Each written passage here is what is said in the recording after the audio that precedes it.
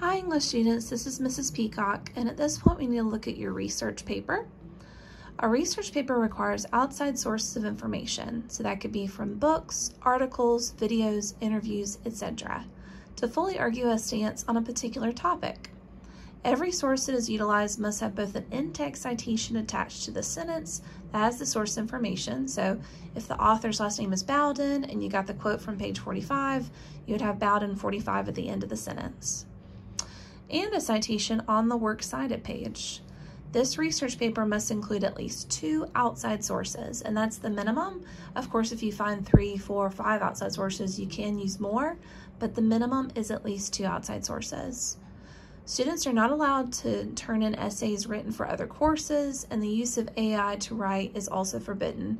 So say if you've written a paper from high school or in a psychology class or history class, you cannot reuse that paper. This must be a new original research paper. Please let me know if you have any questions or concerns. So notice I haven't given you a specific topic for this research paper because it is open topic.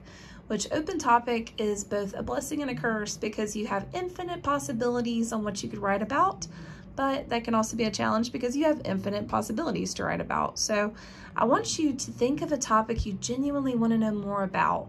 So say if it's something that you learned a little bit about back in the day, but you want to know more about this topic or this person or this historical era or this controversial debate, whatever aspect you genuinely want to know more about, that's a good topic for you for this research paper. And if you do need some extra guidance, feel free to email me. Say if you're between 3 or 4 ideas that you want to research, feel free to email me those ideas and I can help pinpoint the best one to research. But I want you to mainly practice finding sources and integrating them ethically. That's the main concept I want you guys to focus on. So the topic itself is really up to you. Rough draft will be due Wednesday, September 18th by midnight in the week 5 discussions for peer review. Your final draft date will be Wednesday, September 25th by midnight in the week 6 module. And then this paper is worth 30% of your final grade. So quite a bit more than that descriptive narrative, literally double the percentage, but it is also almost double the length as well. So that's why it does, count for so much more. The length should be at least 800 words in length, and that's the minimum. So of course, if you go over, that's fine, but at least 800 words, and that does count your works cited page. For formatting, it's up to, most of it is the same as the descriptive narrative, 12-point Times New Roman font, double space with MLA heading and style.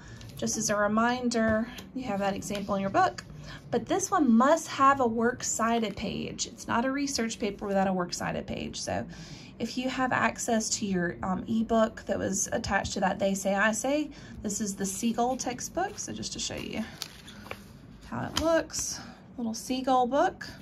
And this one has great information for research papers. On page 210, we've got an example works cited page. Notice these are complete citations, not just website links that have been copied and pasted in. It has the author, the title, publication information, the date it was published, and depending on the type of source you are citing, it may change a little bit. For instance, websites would have the little link essentially and then the day you accessed it, whereas a book, of course, wouldn't have that. So if you're not quite sure how to cite a source, feel free to send those questions to me as well, or work with a Writing Center tutor to help with those citations. Either option works. Say if you don't quite have access to this book, I also can point out that you could use Purdue OWL MLA Guide. Literally, you can just Google it.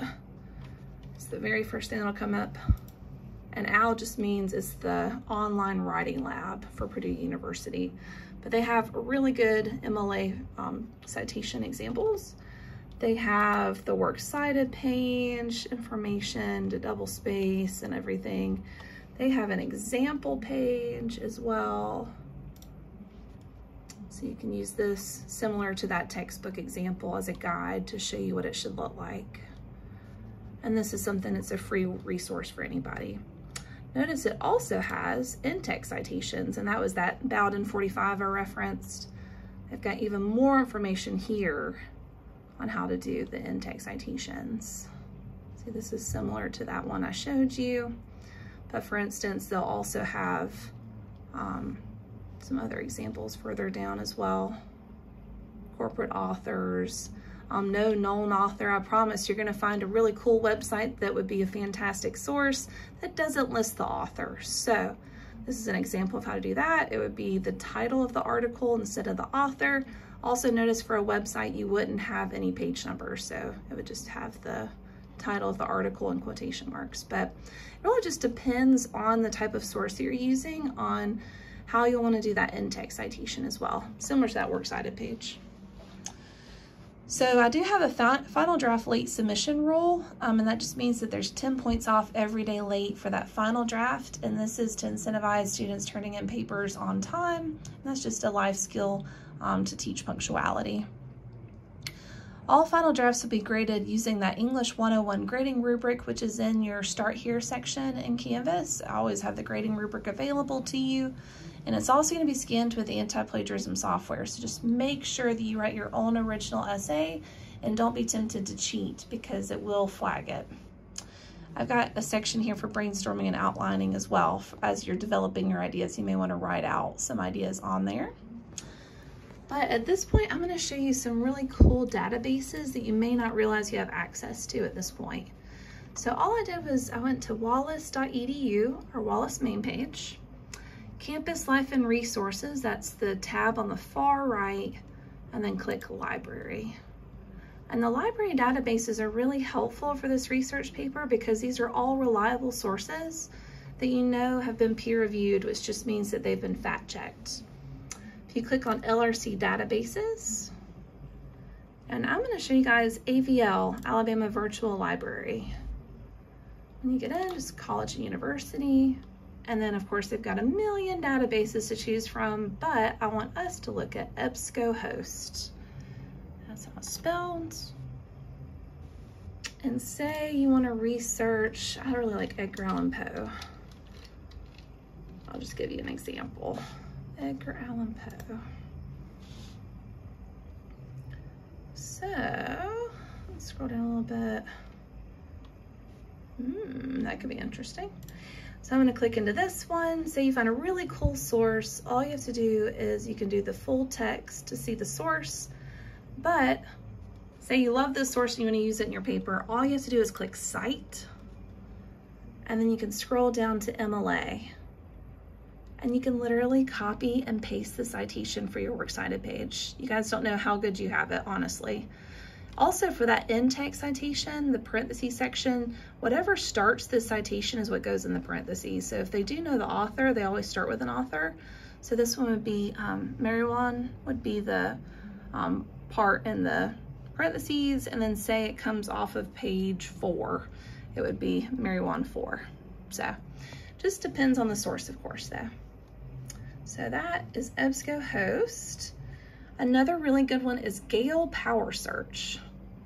Gale Power Search. It's right here. It's the last Gale one listed because there's about 20 Gale ones. So say I want to search for William Shakespeare because he is one of my personal favorites.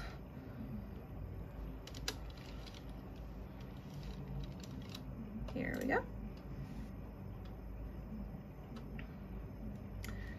And I will choose, looks like that one's a fridge source, of course. I'm going to scroll down a little bit. Yeah, let's look at the Shakespearean patrons. I don't know if you know this, but Shakespeare was paid by patrons to write his plays. So say you find this really cool information in here and you want to use it as one of your sources. For this one, you can scroll to the bottom for the citation.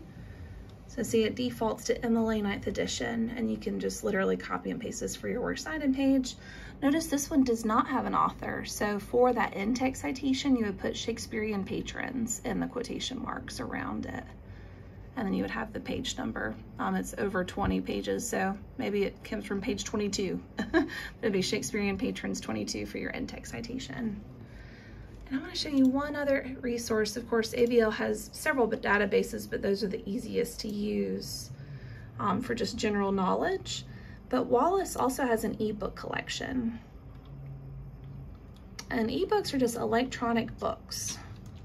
So I'm going to look up Emily Dickinson because I like her as well.